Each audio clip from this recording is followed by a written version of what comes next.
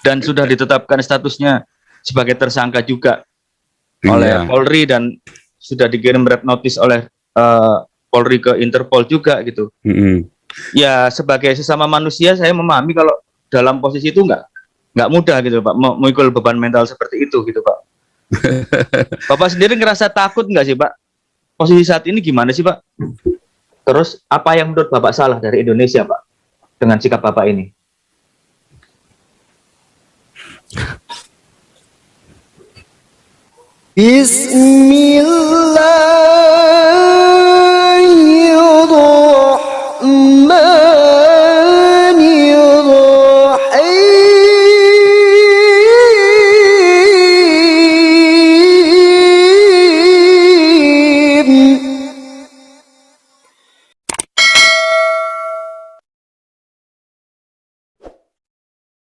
Bismillahirrahmanirrahim. Assalamualaikum warahmatullahi ta'ala wabarakatuh. Kaum muslimin yang dirahmati Allah, semoga Allah senantiasa curahkan segala rahmat, segala nikmat yang berkepanjangan dan tiadakan berhujung dari dunia hingga akhirat kelak insyaallah.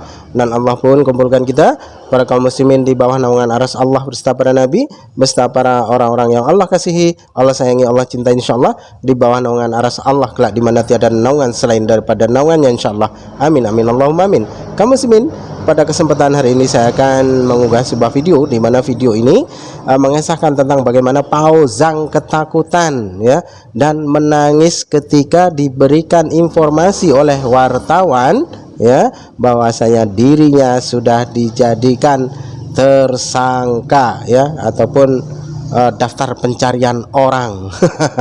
Dan ini videonya kaum muslimin. Jadi pendeta Johan Subagio luar biasa nih. Iya, silakan Pastor Johan. Shalom, shalom. Shalom, Pastor Johan. Iya, aduh panas nih saya dengernya. Iya, ngerti. Nggak, lama yang saya panas gini loh. Saya setuju dengan kawan-kawan, ya Pak Robert yang lain ya, yang di Amerika.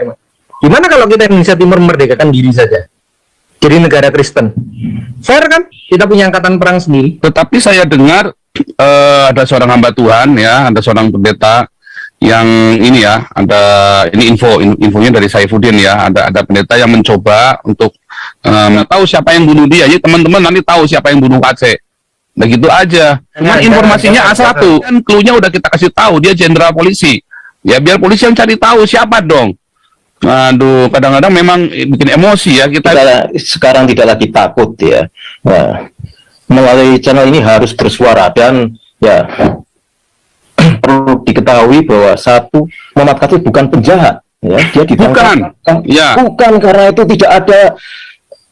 tidak pantas kalau sampai dihajar seperti itu.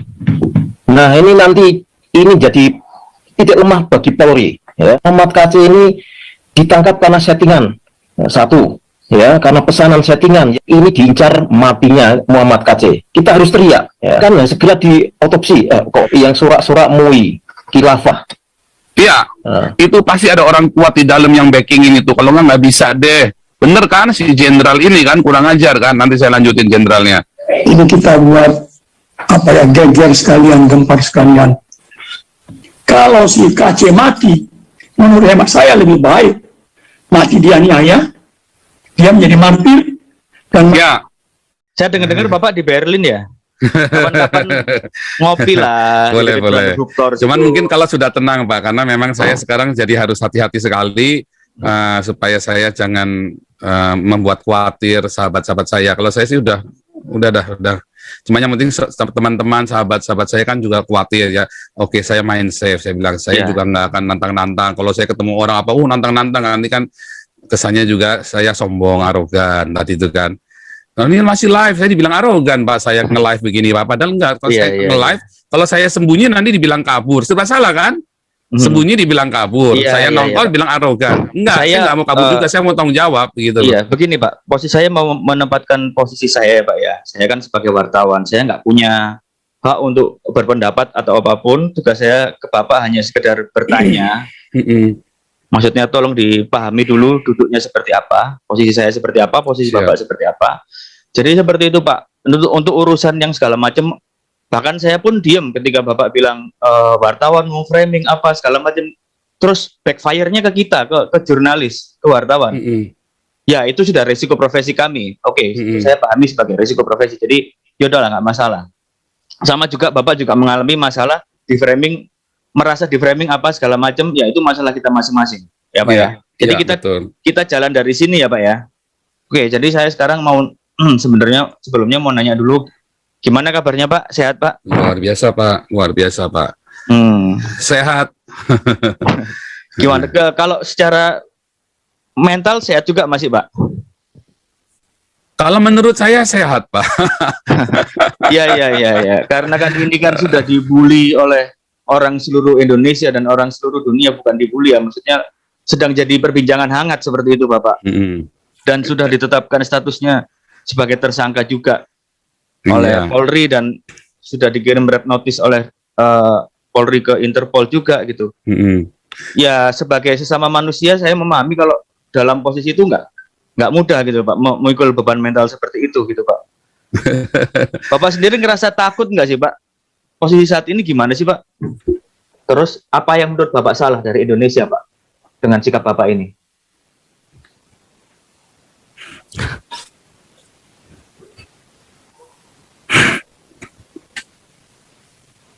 Pasti ada yang salah dong Pak dalam pemikiran Bapak. Kenapa Bapak harus merasa saya harus melakukan perjuangan? Kan pasti harus ada sesuatu yang diperjuangkan kan Pak. Dan ini konteksnya adalah Indonesia, begitu kan? Jadi begini Pak, wah kalau saya bercerita Indonesia memang saya selalu ini ya apa namanya, jadi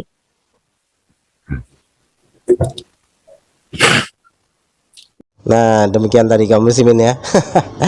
Ternyata dia ketakutan ya, si mulut jamban ini sok-sok ngomong keras, sok-sok ngomong macam hooh aja ya.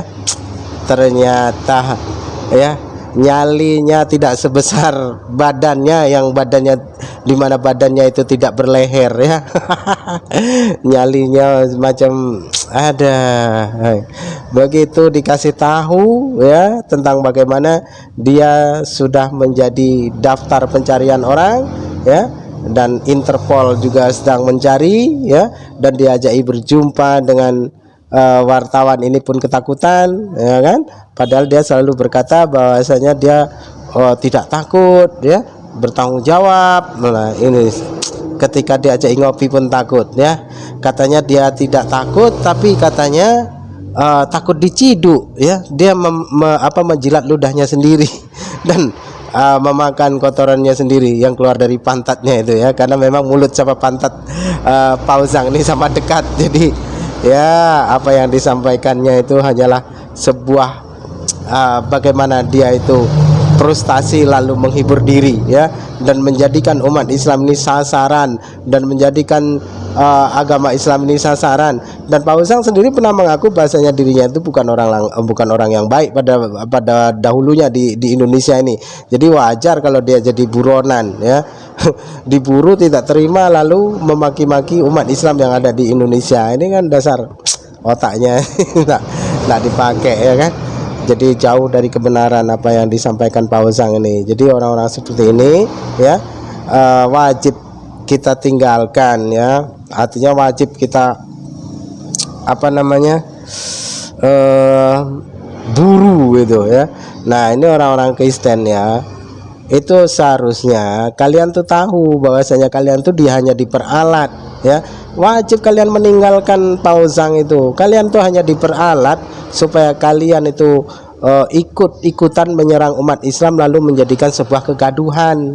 Nah itu orang buktinya Pausang aja takut kok diburu. Nah ini malah umat Kristen yang begodes ini mendukung Pausang mati-matian ya kan, sedangkan Pausang pun dimusuhi gereja kok. Para gereja-gereja itu tidak suka, orang-orang yang ada di Jerman saja tidak suka dengan Pausang ini lah, kok malah yang di Indonesia sibuk membelanya, kan dongok ini ya.